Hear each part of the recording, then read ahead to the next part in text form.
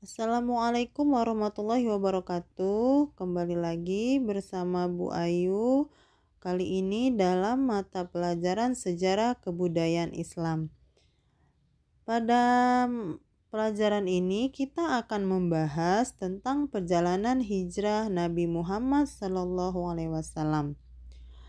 Apa saja peristiwa yang mengiringi hijrahnya Nabi dan hikmah peristiwa hijrah Nabi Muhammad SAW. Pada peristiwa yang mengiringi hijrah Nabi Muhammad ke Yathrib, itu ada materi tentang bagaimana perintah hijrahnya kepada Nabi Muhammad SAW. Yang kedua, peristiwa di Gua Sur. Yang ketiga, rintangan menuju Madinah. Yang keempat, membangun masjid pertama.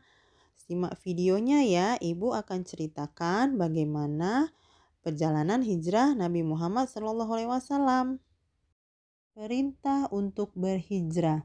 Nabi Muhammad SAW mendapatkan perintah dari Allah Subhanahu wa taala untuk berhijrah ke Madinah atau yang disebut dengan kota Yathrib.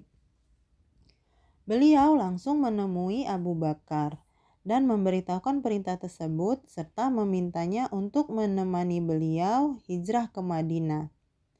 Sebagai sahabat yang baik, Abu Bakar langsung menyiapkan segala keperluan Nabi Muhammad SAW.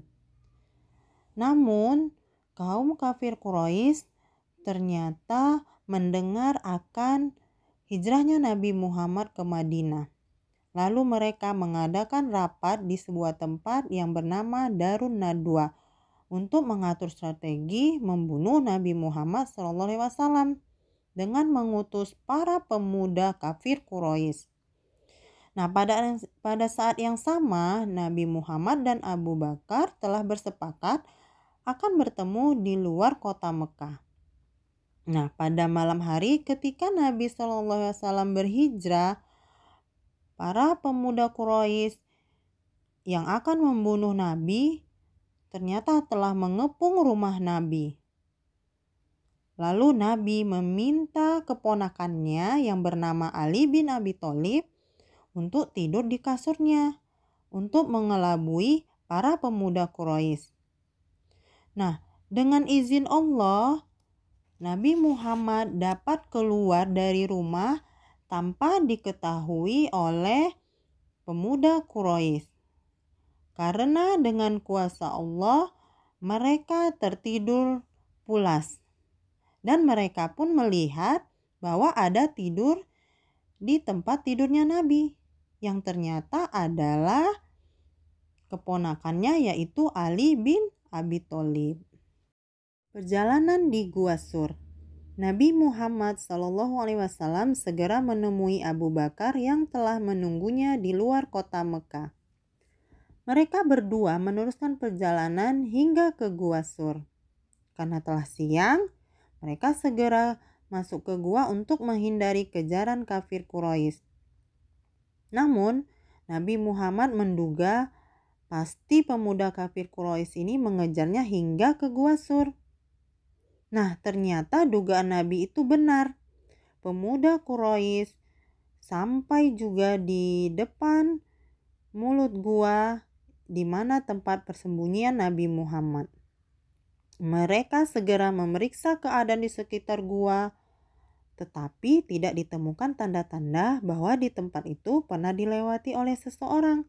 Mengapa? Karena di mulut Gua Sur itu terdapat sarang laba-laba yang masih utuh. Di situ juga ada sarang burung yang tetap utuh dan setangkai dahan yang menutup pintu gua, sehingga seolah-olah tidak pernah dilalui oleh orang lain. Nah, ketika mereka semakin dekat ke mulut gua, Abu Bakar semakin ketakutan. Namun, Nabi Muhammad menenangkan Abu Bakar dengan perkataan beliau, "Janganlah kamu merasa takut dan sedih. Sesungguhnya Allah Subhanahu wa taala bersama kita." Nah, setelah Nabi berkata seperti itu, Abu Bakar sedikit tenang. Nah, atas pertolongan Allah Subhanahu wa taala, pemuda Quraisy pergi meninggalkan Gua Sur karena mereka yakin bahwa Nabi Muhammad tidak berada di Gua Sur. Nabi Muhammad dan Abu Bakar menetap di dalam Gua Sur itu selama 3 hari. Tidak ada yang mengetahui persembunyian mereka selain putranya Abu Bakar yang bernama Abdullah bin Abu Bakar dan kedua putri Abu Bakar yang bernama Aisyah dan Asma, serta pembantu mereka yang bernama Amir bin Fuhairah.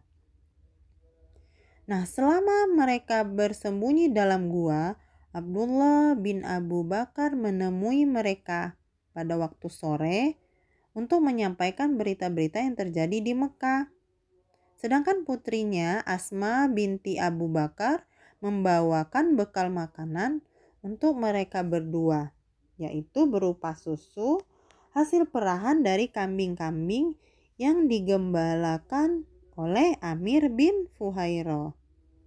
Rintangan menuju Madinah. Pada hari ketiga, datang seorang penunjuk jalan yang akan memandu perjalanan mereka ke kota Madinah.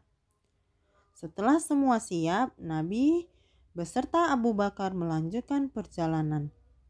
Namun, di tengah perjalanan, mereka dikejar oleh seorang Quraisy yang bernama Suraka yang ingin menangkap mereka karena pemuda ini diberi imbalan 100 ekor unta jika bisa menangkap Nabi Muhammad.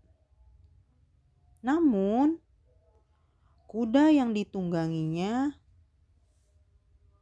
terus terjerembab jatuh ke tanah sebelum sampai kepada Rasulullah Shallallahu Alaihi Wasallam. Ia lalu menghentikan usahanya karena kejadian itu dianggap sebagai pertanda buruk.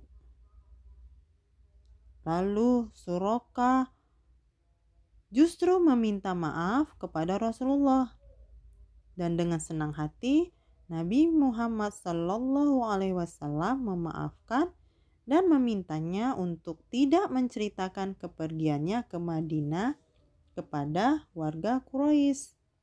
Membangun masjid pertama. Setelah menempuh perjalanan yang melelahkan di bawah terik panas matahari, pada tanggal 12 Rabiul Awal tahun ke-13 dari kenabian, Nabi Muhammad Sallallahu Alaihi Wasallam dan Abu Bakar tiba di daerah Quba yang letaknya tidak jauh lagi dari Madinah. Beliau beristirahat selama 4 hari untuk mengumpulkan tenaga sebelum melanjutkan perjalanan ke Madinah. Selama di Quba, Nabi Muhammad tinggal di rumah Kulsum bin Hamdan dari suku Aus.